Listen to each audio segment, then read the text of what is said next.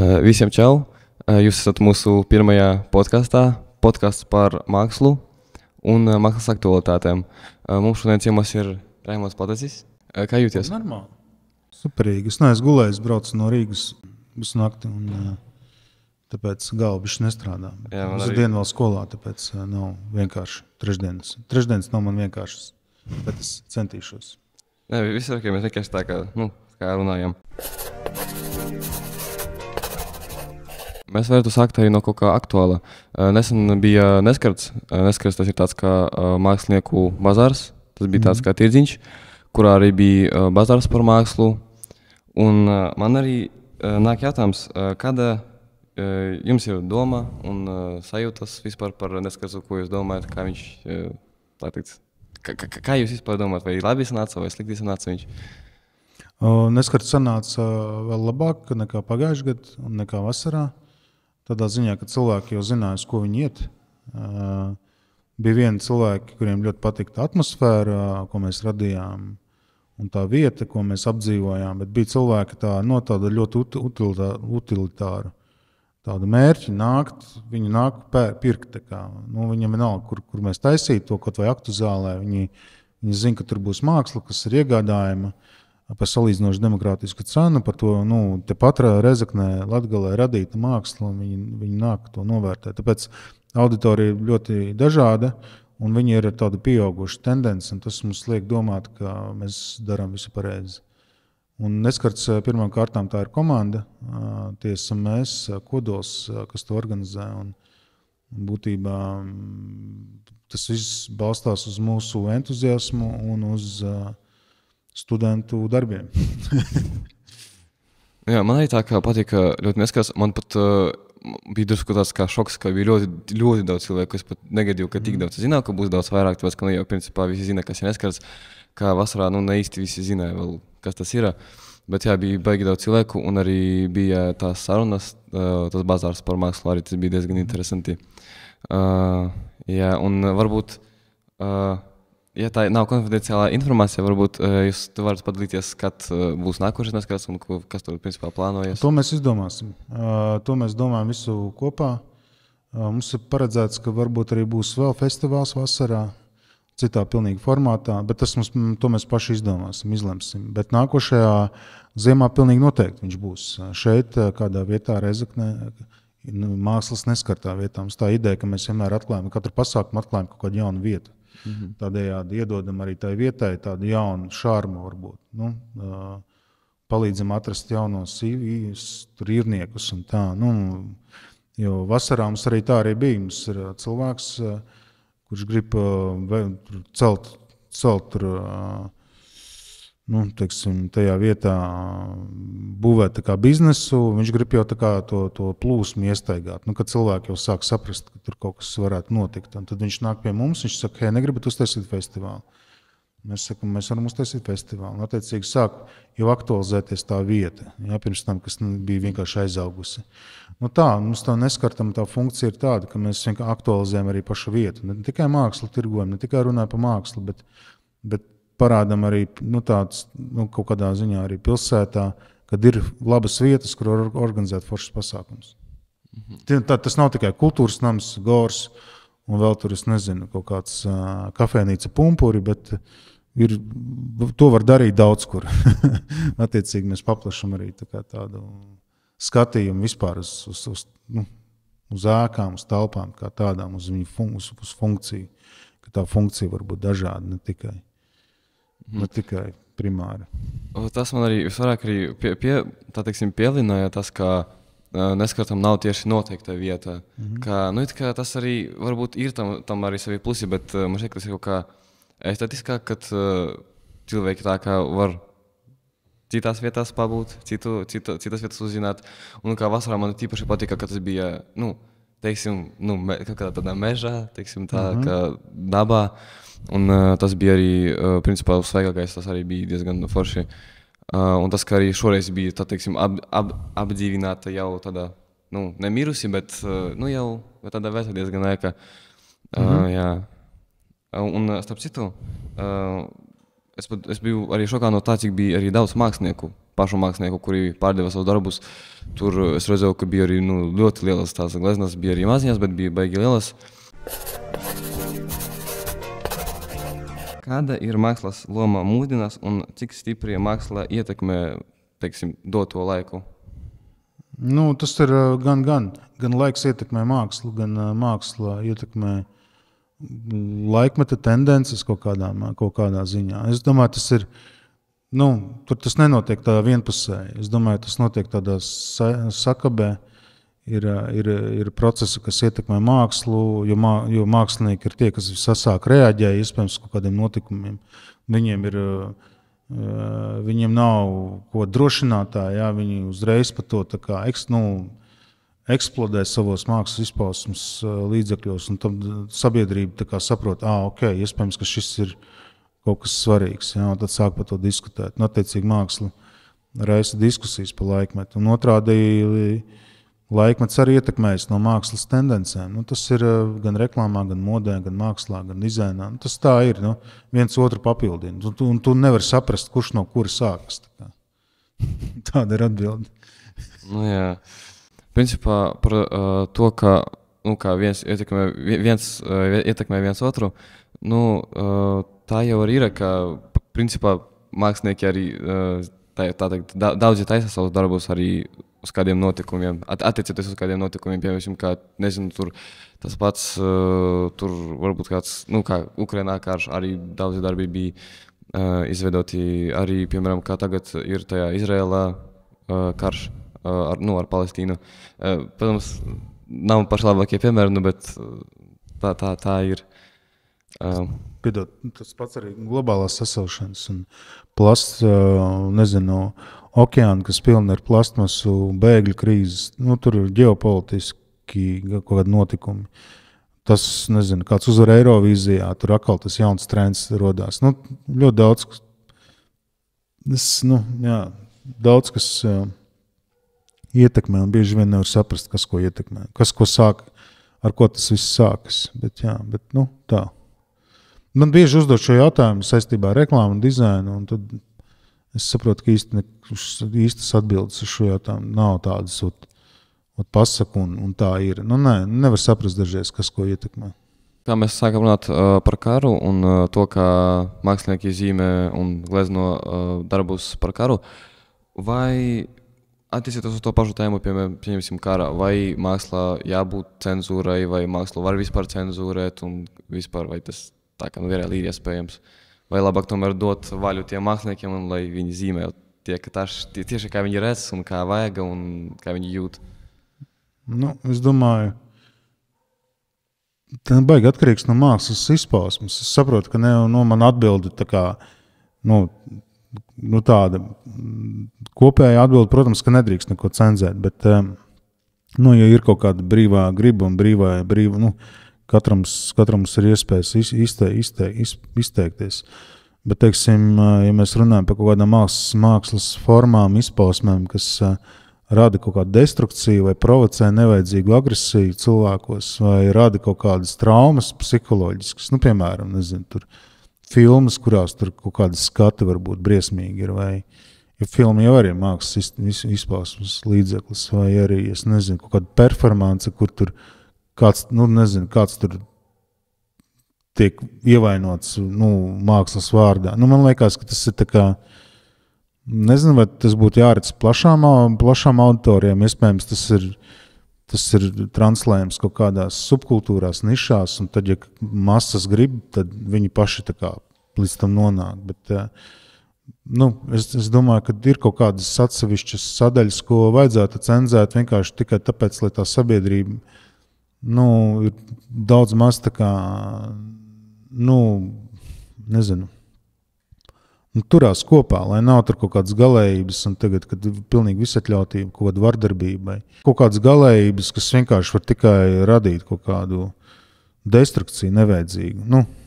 Tā jau ir pilns ar destrukciju, jo mākslinieki taisīs kaut kādas vājprātas, kas, ietekmēs sabiedrību negatīvi. Es domāju, ka iespējams ir kaut kādi gadījumi, ko vajadzētu cenzēt, vienkārši, lai no tā izvairītos.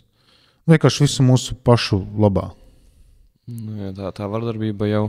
Bet man šķiet, ka varbūt pat man bija doma par to, ka ir tādi momenti, kad mākslinieki, piemēram, ir kāda ideja, bet viņiem liekas, ka to, piemēram, varētu cenzēt. Un, vai vajadzētu, teiksim tā, vai vajadzētu cenzēt kādu, piemēram, vardarbības darbu, ja viņam būtu noteikta, piemēram, doma, bet doma ne uz vardarbību?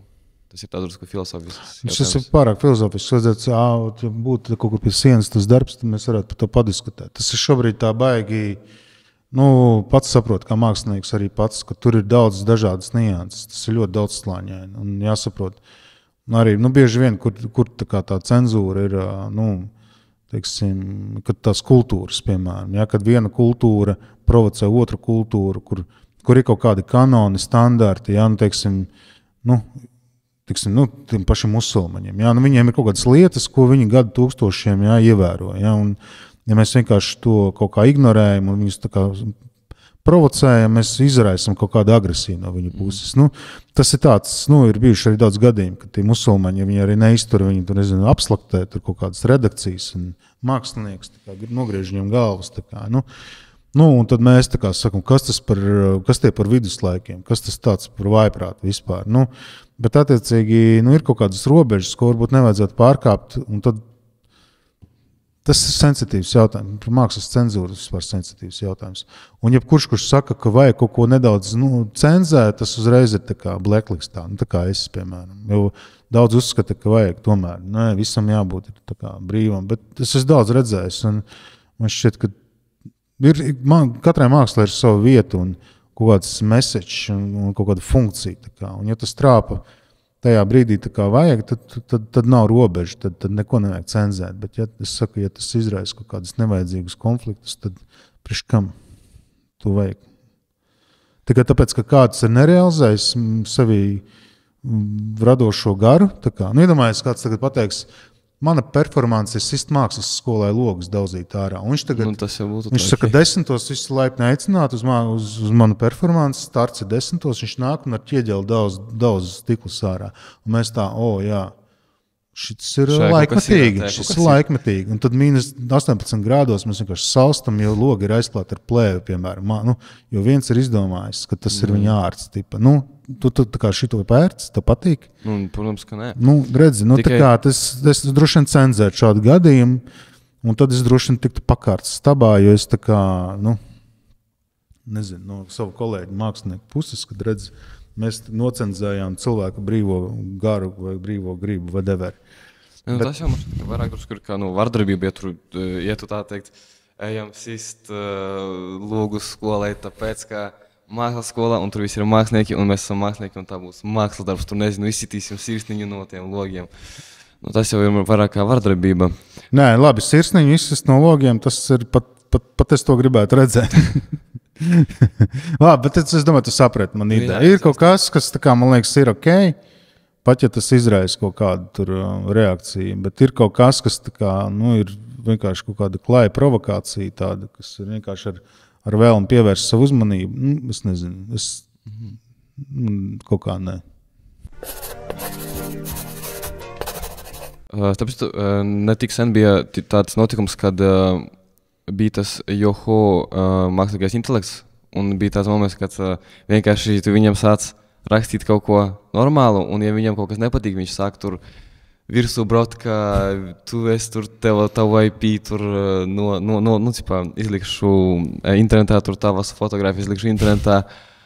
Un arī redzēju, ka daži, piemēram, tas Midjourney arī taisīja tādus diezgan briesmīgus attēlus, tur arī ar to pašu, tur kaut ko vardarbīgu.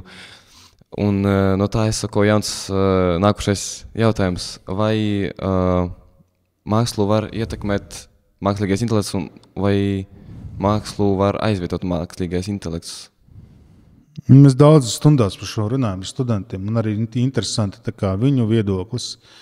Būs jomas, kur noteikti aizvietos, tāpēc, ka neviens nebūs gatavs apmaksāt mākslinieku stundas, kad viņš tur, taisīs logotipu tur. Jā, piemēram, tā paša dizaina. 3 nedēļas. Grafiskais dizains, tas ir 100 punkti izmirstoša profesija. Mēs varam daudz ko cerēt, ka tas tā nebūs. Protams, vajadzīgs tas human touch, kaut kāds tur filtrs, kur cilvēks beigās pasaka, šis ir ok vai šis nav ok, bet esam reāli. Neviens nebūs. Tur, kur tev vajadzēs maksāt 2000 par dizainu, vai tu varēsi izdarīt to šitā, tad tu redzēsi, kādu izvēli izdarīs vairākums. Tas vienkārši vairākums izdarīs vieglāko, lētāko, ātrāko izvēli. Un tur arī izkonkurēs grafisko dizainu. Bet es domāju, ka grafiskais dizains, tāpat cilvēka radītais grafiskais dizains, tāpat paliks tur posteros, afišās, kaut kādās specifiskās vietās, kur tieši tas cilvēka moments, mākslinieka, kaut kāds insights ir būtisks, ka viņš ir tas, kas pielika to roku, viņš ir tas, kas izdomāja to konceptu, un tieši šito krāsu kombināciju viņš to varēs pamatot. Tam būs vērtība, pilnīgi noteikti. Pāri laikiem, es domāju, tas paliks. Bet tāds patērētāji, tāds segments, kur ir šīs tur mākslinieks kā darba izpildītājs kaut kāds, un tur ir pasūtītājs. Es domāju, ka tur ielauzīsies. Jau šobrīd laužās mākslīgais intelekts un izkonkurēs, diemžēl, mākslinieks kaut kādā mērā. Bet ne pilnā mērā. Es domāju, ka tas mākslinieka inputs viņš būs arvien vairāk novērtēts. Vienkārši tāpēc, ka tur ir kaut kāds īsts cilvēks stāv ar kaut kādu īstu pārdzīvojumu. Jā, viņam tur ir kaut kāds īstas ciešanas, kurām viņš ir gājis cauri, un tad viņš ir uztaisījis, tur darbu. Tas ir interesanti. Tur uzreiz mēs empatizējam kā cilvēki. Mēs nespējam empatizēt ar robotu. Mēs spējam empatizēt ar cilvēku, un tas nemainīsies. Tur ir tā lieta, ka cilvēka darbā jau taču ir tās emocijas, un tas pats grafiskais dizaineris, viņš taču izpētīs arī konkurentus, tur, piemēram, izpētīs arī to pašu to uzdevumu, kuru viņam ir jāveic, bet mašina jau, viņa taču nedomā, ka tur kaut ko pētīs, viņa vienkārši uzgenerēs to, ko tu paprasīji, tur, piemēram, uztaisi man tur, nezinu, sēnes, logotipu, tur vai ko tādu, un viņš vienkārši uztaisīs, un kur ir fakts, ka, tas, piemēram, nav jau kaut kas ir uzveidots, var taču būt tas, kas jau uzveidots, tāpēc, protams, ka cilvēks maža tā kā cilvēks paliks tajā grafiskajā dizainā, un plus arī ir citas novirzes tam dizainam grafiskajam, tas motion dizains, tur 3D arī ir kā novirze tā, ka, kaut kas jau tomēr paliks, bet tieši, ja domāt par tiem tieši ilustratoriem, tur mums tikai gan būs problēma, tāpēc, ka, ja logotipā tu izpēti un to visu dari pēc kāda brīfa, kuru tev atsūtīja klients, tad ilustratoriem tur jau grūti ir atpazīt, kas ir kam. Tur var pat vienkārši, es pat redzēju, ka Midjourney tur vienkārši pat var uzrakstīt, ka uztaisīja man tur kādas studijas tur stilā ilustrācija, un viņš taisa tā studijas stilā, un tas jau, tur gan jau būs mažai kā problēmas. Ilustrācija pilnīgi noteikti. Bet pareizi tu saki, ir jau tas grafiskais dizains, nav viņš jau tāds vienlīmeņi. Tur ir ļoti daudz dažādu novirzienu, un būs joprojām, protams, jomas, kur tas cilvēks, viņš būs noteicošais.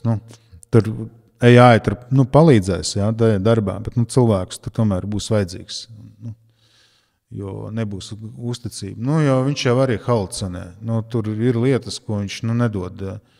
Kur tu nevari īsti būt drošs, ka viņš iedod labu, adekvātu rezultātu. Tāpēc tam cilvēkam viņam tāpat būs tas virslī, no augšas vienkārši jāpieskata tie.